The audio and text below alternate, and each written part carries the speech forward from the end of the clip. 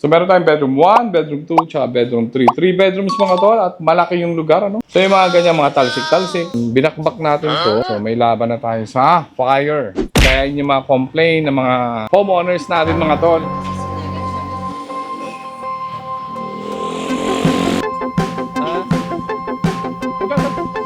Mag-ibayin pa to?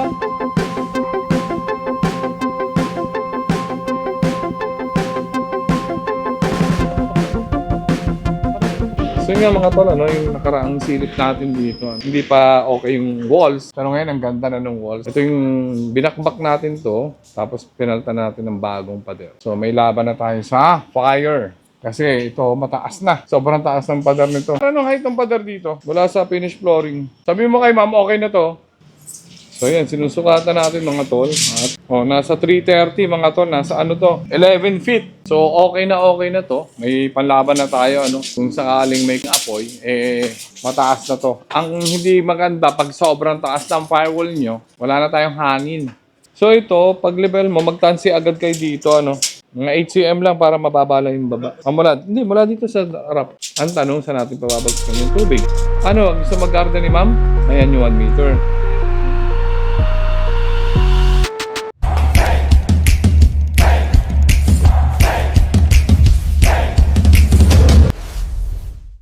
Guys, andito tayo ngayon sa Las Piñas Project. Subscribe muna kayo kay Julius Babo.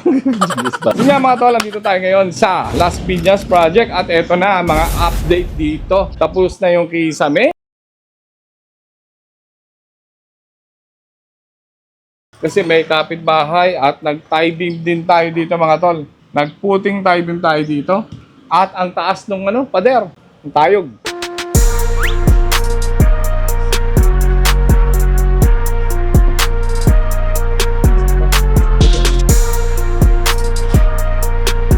So okay naman, okay yung pagkakatirada nila dito at maayos yung pagkakatrabaho.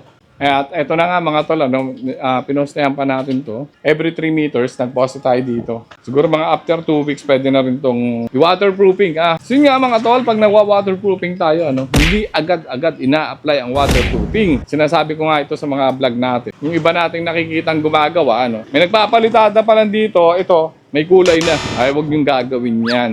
Observe proper curing of concrete walls. Okay? Kailangan sundin niya kasi i-absorb lang yung mga yung mga chemicals nyo, hindi pa tutuyong-tuyo kasi 28 days to bago maging maayos na wall. Ayan. Lalabas pa yung mga crack dyan, bututuusin, magkakaroon pa ng hairline crack, magkakaroon ng temperature crack, katulad dito. Meron yan. So, the moment na pininturahan nyo agad mga tol, napinturahan nyo na, after a couple of months, nag-crack. Kaya yung mga complain ng mga homeowners natin mga tol. Bago yung bahay, puro crack yung wall. Ayan. So, observe proper curing. 28 days is the best curing days. Para maging maayos yung mga tip lang yan ha. Kasi pinapractice natin. Kaya pag sinasabi nga nila, parang mabagal yung gawa ng bahay Mabilis nga yung trabaho nyo.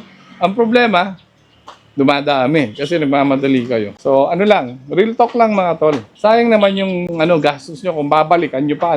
May crack. Ayan, babalikan nyo. Mas madodoblehan kayo ng gastos. So, dito tayo, meron tayo dito. So, mga tol, dito tayo sa sala, nakapagbuhos na sila. At ang kulang na lang dito, ito. Medyo nabitin na. Gumamit tayo dito, mga tol, ng moisture barrier. Nagulat si client, ha?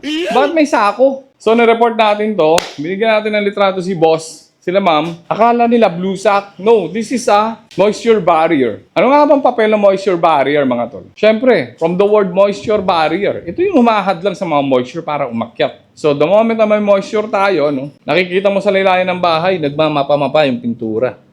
So, yung moist umaakyat, nagkakaproblema sa mga walls. I think meron tayong vlog dyan.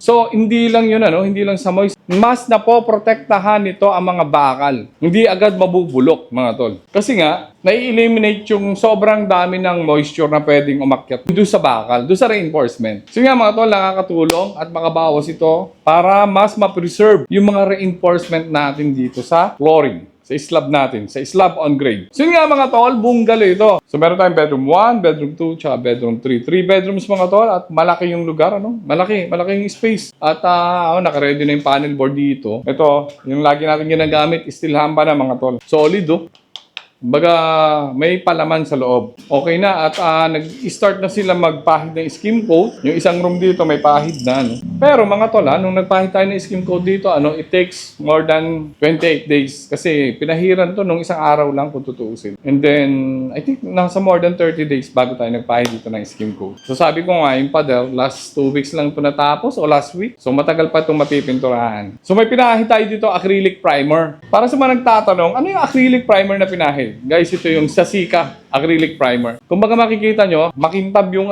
texture niya. Makintab yung konkreto niya. So ito yung Dabco acrylic primer mga tol. So ginamit na rin natin yan doon sa isang project natin. Lalo na yung mga naka-expose sa water, sa firewall, sa labas. So nag-apply muna tayo ng primer, tapos saka tayo nag-apply ng waterproofing. Yan. Kasi itong Dabco primer na to, it serves as primer and a sealer na rin. Kumbaga 2-in-1 yung purpose niya. And then syempre, hindi ka naman aasa sa primer lang. You have to coat it. Pero mga tola, bago ginawa to, kiniskis muna yung mga pader, in-scrape, yung mga alikabok, yung mga talsik-talsik na semento. And then, pinunasan ito ng medyo masang basahan para maalis talaga yung alikabok. Kasi sa pagpapalitada, hindi mo maiwasan yung mga ganitong dumi. Look at this mga tol. So yung mga ganyan, mga talsik-talsik, yan, inaalis yan.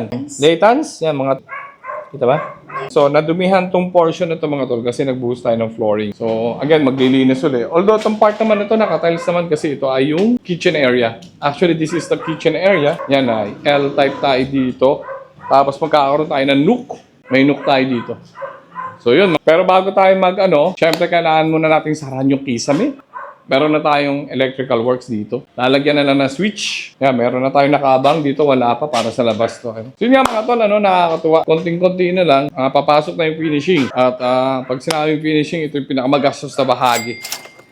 Ayan. Kasi dito papasok yung mga gastusin sa tiles, sa pintura, ayan, sa mga cabinet, sa mga fixtures, sa mga, ayan, yung mga takip natin. Kumbaga, ito yung nagpapaganda na yung mga. So nga mga tol, konting update lang para sa project natin dito sa Las Piñas. Maraming salamat sa manonood. Maraming salamat sa oras. I hope nagustuhan nyo ang video na to. At kung nagustuhan mo naman, baka pwede makahingi ng isang like. Hanggang sa susunod na video natin na. Ingat! We were sparks on quiet streets, two hearts finding where to meet.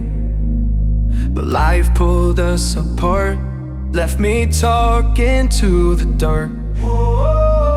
If I called you tonight, would it feel the same? Or have we both moved on to different names?